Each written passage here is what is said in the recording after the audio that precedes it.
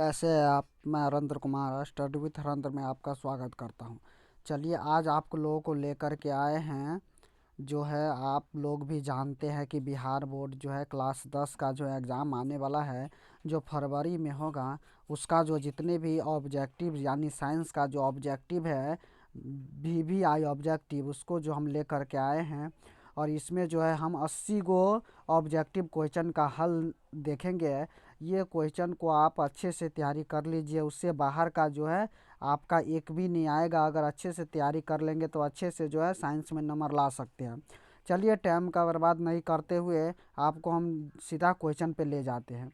चलिए देखिए पहला क्वेश्चन क्या बोल रहा है। पहला क्वेश्चन बोल रहा है कि किसी उत्तल लेंस, पहला क्वेश्चन बोल रहा, एक मिनट। चलिए पहला क्वेश्चन बोल रहा है किसी उत्तल लेंस की फोकस दूरी हमेशा होती है। तो किसी उत्तल लेंस की फोकस दूरी हमेशा जो है पॉजिटिव होती है। चलिए अगला क्वेश्चन, दूसरा क्वेश्चन देखते हैं क्या बोल रहा है। किसी शब्दकोश में पाए गए किसी शब्दकोश में पाए गए छोटे अक्षरों के किस एक मिनट, चलिए अच्छे से कर लेते हैं। चलिए किसी शब्दकोश में पाए गए छोटे अक्षरों के पढ़ते समय आप निम्न में से कौन सा लेंस पसंद करेंगे। किसी शब्दकोश में पाए गए छोटे अक्षरों के पढ़ते समय आप निम्न में से कौन सा लेंस पसंद करेंगे। चलिए इसका आपको आंसर बता देते हैं। इसका आपको आंसर हो जाएगा 50 सेंटीमीटर फोकस दूरी का एक उत्तल लेंस, यानी सी हो जाएगा, आपको आंसर हो जाएगा। चलिए अगला क्वेश्चन देखते हैं, 3 नंबर क्वेश्चन देखते हैं। चलिए मोटर गाड़ी के चालक के सामने सामान्यतः लगा रहता है। मोटर गाड़ी के चालक के सामने सामान्यतः लगा रहता है। तो क्या लगा रहता है? एक उत्तल लेंस दर्पण लगा रहता है। क्या लगा रहता है? एक उत्तल दर्पण लगा रहता है। इसका आंसर आपको ये वाले हो जाएगा। चलिए चौथा क्वेश्चन देखते हैं क्या बोल रहा है। चौथा क्वेश्चन है कि एक व्यक्ति समतल दर्पण की फोकस कि एक व्यक्ति समतल दर्पण की ओर 4 मीटर प्रति सेकंड की चाल से आ रहा है। अब व्यक्ति को समतल दर्पण बना अपना प्रतिबिंब किस चाल से आता हुआ प्रतीत होगा। फिर से क्वेश्चन देखिए क्या बोल रहा है। क्वेश्चन है कि एक व्यक्ति समतल दर्पण की ओर 4 मीटर प्रति सेकंड की चाल से आ रहा है। व्यक्ति को समतल दर्पण में बना अपना प्रतिबिंब किस चाल से आता हुआ प्रतीत होगा। तो इसका अगर आपको आंसर बता दे तो इसका आंसर होगा 8 मीटर प्रति सेकंड हो जाएगा। चलिए अगला क्वेश्चन देखते हैं, क्वेश्चन नंबर 5 देखते हैं क्या बोल रहा है।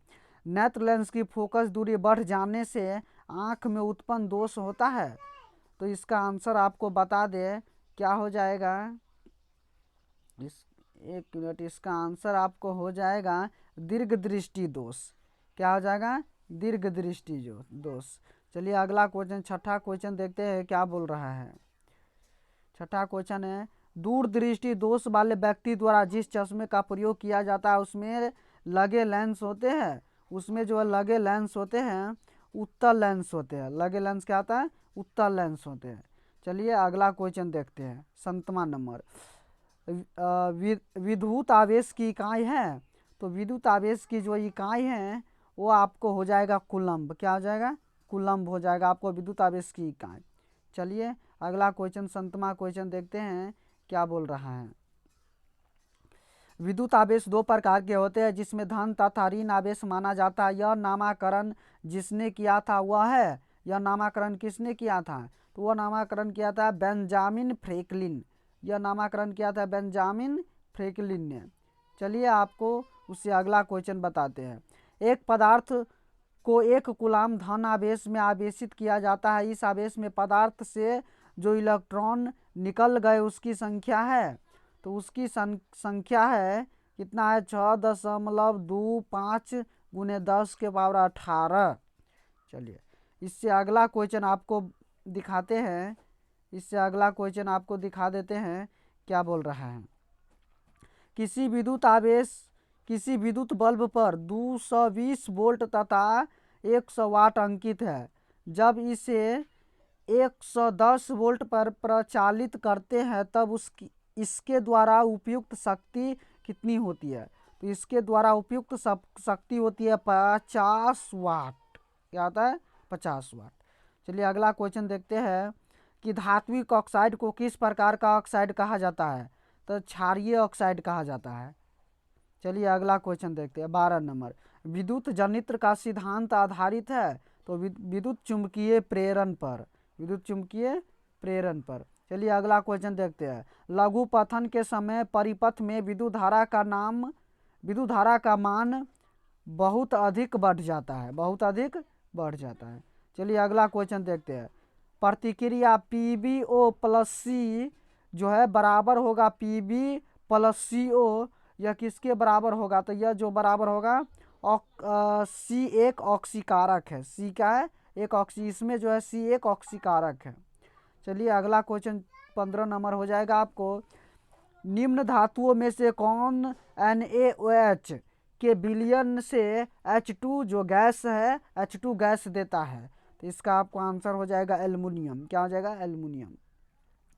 चलिए 16 नंबर क्वेश्चन देखते हैं। यदि विलयन का pH मान 13 है, इसका अर्थ है कि यह है मतलब यह जो है प्रबल भास्मिक है। प्रबल भास्मिक है, यानी डी आंसर हो जाएगा। चलिए 17वां नंबर आपको क्वेश्चन बताते हैं। साधारण ताप पर फास्फोरस का अणुसूत्र है तो P4 हो जाएगा। क्या हो जाएगा? P4। चलिए 18 नंबर क्वेश्चन देखते हैं। पीतल में रहता है, पीतल में क्या रहता है? पीतल में Cu तथा जिंक रहता है, यानी कॉपर और जिंक रहता है। चलिए 19 नंबर क्वेश्चन देखते हैं क्या बोल रहा है। धातुओं की प्रकृति होती है तो धातुओं की प्रकृति विद्युत धनात्मक होती है। चलिए अगला क्वेश्चन देखते हैं 20 नंबर। चुंबकीय अशुद्धि को किस प्रकार दूर किया जाता है? तो चुंबकीय अशुद्धि को चुंबकीय विधि द्वारा दूर किया जाता है। डी आंसर हो जाएगा। चलिए अगला क्वेश्चन देखते हैं 21 नंबर क्वेश्चन देखते हैं। कार्बनिक यौगिकों का आवश्यक तत्व है तो इसका हो जाएगा कार्बन हो जाएगा। सी आंसर मतलब ए आंसर हो जाएगा कार्बन। चलिए 22 नंबर क्वेश्चन देखते हैं। अक्रिय तत्व कौन है? तो जो 4 को ऑप्शन दे रहे हैं यानी दिए गए हैं उसमें जो अक्रिय तत्व कौन है उसको आपको चुनना है। तो अक्रिय तत्व जो है हीलियम है। चलिए अगला क्वेश्चन देखते हैं 23 नंबर। एल्कीन श्रेणी के यौगिकों का सामान्य सूत्र है तो इसका हो जाएगा CN। इसका हो जाएगा आपको CnH2n एल्कीन का। चलिए अगला जो है 24 क्वेश्चन देखते हैं। 24 नंबर क्या बोल रहा है? अपमार्जक बनाने में उपयोग होता है तो अपमार्जक बनाने में अल्कोहल का उपयोग होता है। C नंबर आंसर हो जाएगा। चलिए 25 क्वेश्चन देखते हैं। 25 क्वेश्चन आपको बता दे, देखिए क्या बोल रहा है। 25 क्वेश्चन देखते हैं।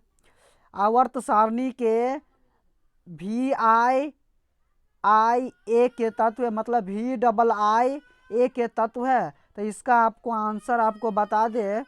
इसका आपको आंसर हो जाएगा हैलोजन। क्या हो जाएगा?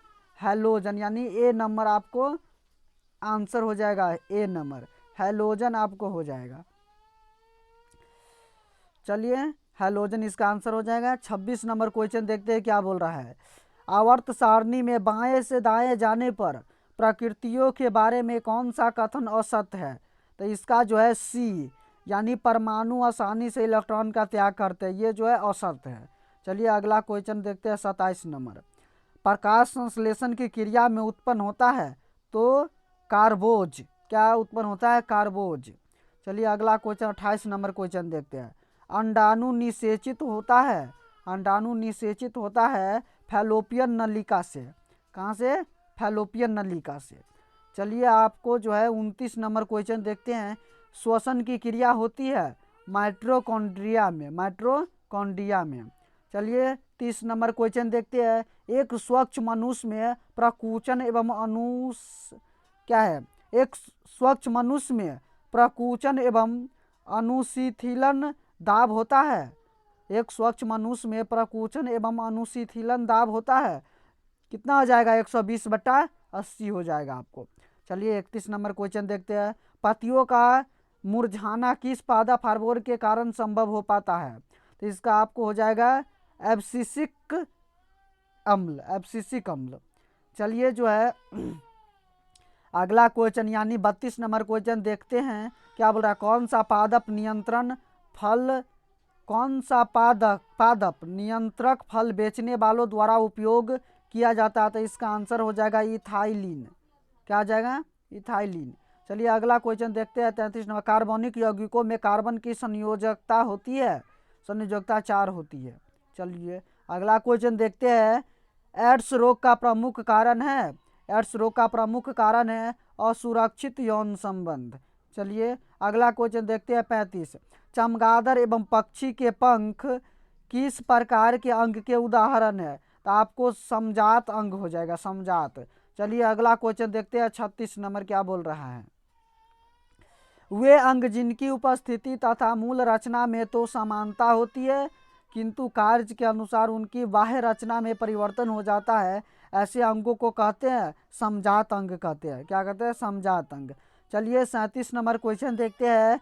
कृत्रिम पारितंत्र का उदाहरण है? इसका हो जाएगा बगीचा, खेत। चलिए अगला हो जाएगा 38 नंबर। प्रकृति में ऊर्जा का मुख्य स्रोत है? प्रकृति में जो है ऊर्जा का मुख्य स्रोत क्या है? आपको हो जाएगा सूर्य हो जाएगा। क्या हो जाएगा? सूर्य। अगर वीडियो अच्छा लगता हो तो वीडियो को लाइक करें। अगर वीडियो पर पहली बार आया है तो चैनल को सब्सक्राइब करके जाए, ताकि इस तरीक़ा का वीडियो जब भी हम डालेंगे तो उसका जो नोटिफिकेशन है सबसे पहले आपके मोबाइल पे के स्क्रीन पर चले जाए। चलिए 39 नंबर क्वेश्चन देखते हैं क्या बोल रहा है। 38 तो हो गया। चलिए 39 नंबर क्या बोल रहा है। 39 नंबर आपको क्वेश्चन बोल रहा है, वनों के संरक्षण के लिए निम्न में से किस प्रक्रियाओं को नियंत्रित करने की आवश्यकता है? इनमें से सभी, मतलब जो दिया है ना, इनमें से आपको सभी हो जाएगा, यानी डी आंसर हो जाएगा। चलिए 40 नंबर क्वेश्चन देखते हैं। वे पदार्थ जो जैविक प्रक्रम द्वारा अपघटित हो जाते हैं क्या कहलाते हैं? जैव निम्नीकरणीय कहलाते हैं। चलिए 41 नंबर क्वेश्चन देखते हैं। आमीटर से निम्नलिखित में किसे मापा जाता है? तो धारा को। किसे मापा जाता है? धारा को। चलिए अगला क्वेश्चन देखते हैं। वह उपकरण जो विद्युत ऊर्जा को यांत्रिक ऊर्जा में बदलता है होता है? तो इसका आंसर हो जाएगा विद्युत मोटर, यानी बी आंसर हो जाएगा। चलिए अगला क्वेश्चन देखते हैं क्या बोल रहा है। अगला क्वेश्चन है 43 नंबर। प्लाज्मोडियम में किस विधि द्वारा जनन होता है? तो इसका आंसर हो जाएगा बहुखंडन, बी आंसर। चलिए 44 नंबर क्वेश्चन देखते हैं। निकट दृष्टि दोष को निम्नलिखित में किस लेंस के द्वारा हटाया जाता है? तो अवतल लेंस के द्वारा हटाया जाता है। चलिए अगला क्वेश्चन देखते हैं 45 नंबर। पौधे में जनन अंग कहाँ पाए जाते हैं? पुष्प में। कहाँ पाए जाते हैं? पुष्प में, यानी फूल में। चलिए अगला क्वेश्चन देखते हैं 46 नंबर। मेंडल ने अपने आनुवंशिकी प्रयोग हेतु किस पौधे का उपयोग किया था? तो किस पौधे का उपयोग किया था? मटर के पौधे का उपयोग किया था। चलिए 47 नंबर क्वेश्चन देखते हैं क्या बोल रहा है। पारिस्थितिकी तंत्र में ऊर्जा का प्रवाह किस दिशा में होता है? बहुदिशीय, यानी बहुत सारा दिशा में होता है। चलिए अगला क्वेश्चन देखते हैं। ओजोन परत पाया जाता है? कहाँ पाया जाता है? वायुमंडल के ऊपरी सतह में, यानी बी आंसर हो जाएगा, वायुमंडल के ऊपरी सतह में। चलिए 49 नंबर क्वेश्चन देखते हैं। दाढ़ी बनाने में कौन सा दर्पण उपयुक्त होता है? तो इसका आपको आंसर हो जाएगा समतल दर्पण होता है, ए आंसर। चलिए 50 नंबर क्वेश्चन। प्रकाश के प्रवर्तन के कितने नियम है? तो प्रकाश के प्रवर्तन के 2 नियम है। चलिए 51 नंबर क्वेश्चन देखते हैं क्या बोल रहा है। निर्वात में प्रकाश की चाल होती है? तो निर्वात में प्रकाश की चाल होती है 3 × 10⁸ मीटर पर सेकेंड, ए आंसर। चलिए 52 नंबर क्वेश्चन। किस दर्पण में बड़ा प्रतिबिंब बनता है? तो किस दर्पण में? अवतल दर्पण में बनता है। अवतल दर्पण में बड़ा प्रतिबिंब बनता है। चलिए 53 नंबर क्वेश्चन क्या बोल रहा है।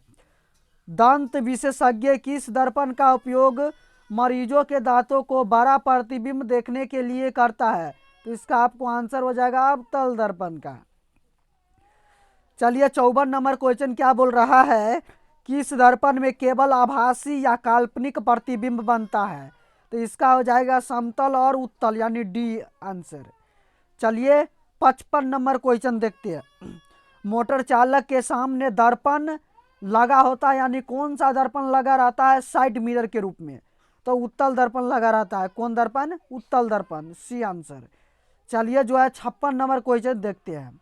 गोलीय गोलीय दर्पण के परावर्तन पृष्ठ की वृत्ताकार सीमा रेखा का व्यास कहलाता है, क्या कहलाता है? तो इसका जो है आपको आंसर हो जाएगा डी, गोलीय दर्पण का द्वारक, डी आंसर हो जाएगा। चलिए 57 नंबर क्वेश्चन देखते हैं। प्रकाश तरंग उदाहरण है, तो ये किसका उदाहरण है? विद्युत चुंबकीय तरंग का, बी आंसर। चलिए अगला क्वेश्चन देखते हैं 58 नंबर क्वेश्चन है, गोलीय दर्पण में फोकसांतर एवं वक्रता त्रिज्या के बीच संबंध है, तो एफ बराबर क्या?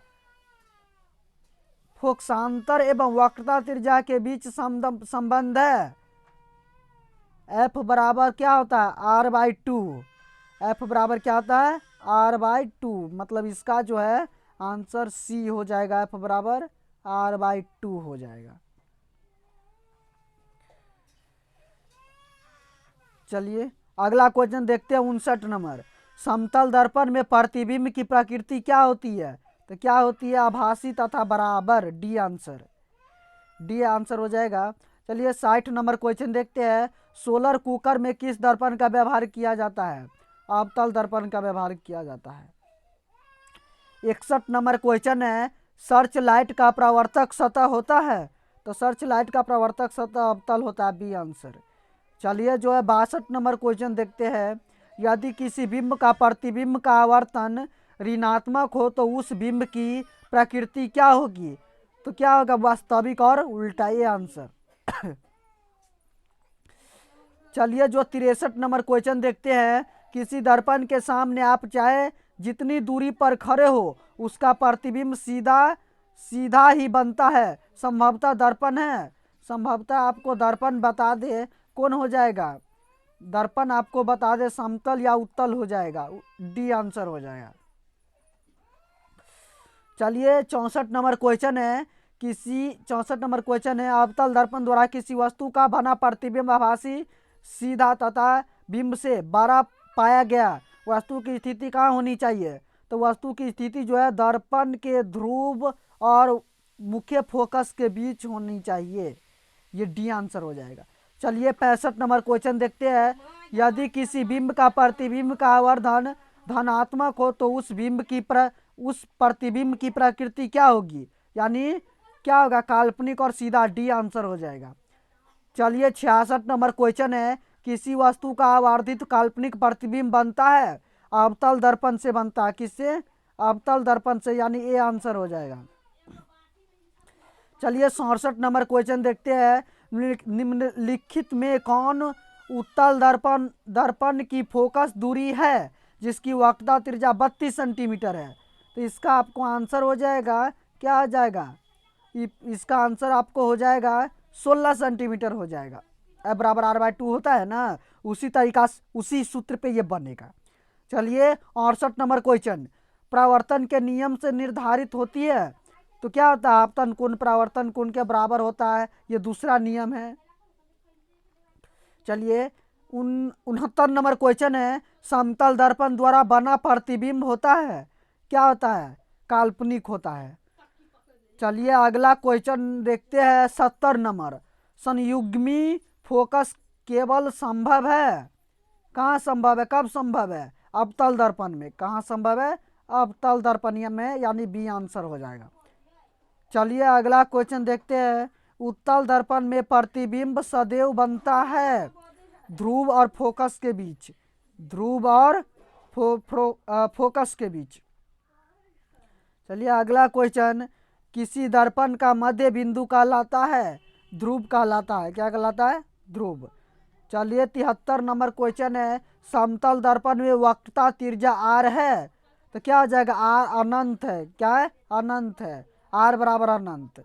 74 नंबर क्वेश्चन है, हजामत बनाने के लिए व्यवहार किया जाता है, तो किसका? अवतल दर्पण का व्यवहार किया जाता है। चलिए 75 नंबर क्वेश्चन है। समतल दर्पण का रेखीय आवर्धन होता है, m बराबर 1 होता है, m बराबर 1 होता है। प्रतिबिंब की ऊंचाई और वस्तु की ऊंचाई के अनुपात को कहते हैं, क्या कहते हैं? आवर्धन कहते हैं, आवर्धन कहते हैं। 77 नंबर क्वेश्चन है, गाड़ियों के अग्रद्वीपों में किस दर्पण का उपयोग होता है? किस दर्पण का? अवतल दर्पण का उपयोग होता है। चलिए अगला क्वेश्चन देखते हैं। 78 नंबर, दर्पणों के प्रयोग में सभी दूरियां मापी जाती है दर्पण के ध्रुव से। कहाँ से मापी जाती है? दर्पण के ध्रुव से। चलिए अगला क्वेश्चन देखते हैं। 79 नंबर, गोलीय दर्पण जिसका दृश्य क्षेत्र बहुत विस्तृत होता है, किसका जो है दृश्य क्षेत्र बहुत विस्तृत होता है? उत्तल, उत्तल, उत्तल। चलिए 80 नंबर क्वेश्चन देखते हैं। निम्नलिखित में कौन संतृप्त हाइड्रोजन है? तो कौन है? C4H10 जो है संतृप्त हाइड्रोजन है। चलिए ये जो 80 जो ऑब्जेक्टिव है बहुत इम्पोर्टेंट है साइंस के लिए। अगर ये पढ़ लेते हैं तो आपको बहुत सहूलियत देगा। बिहार बोर्ड क्लास 10 में इसी तरीका का वीडियो इस चैनल पर आते रहते हैं, इसलिए चैनल को सब्सक्राइब कर दें। धन्यवाद।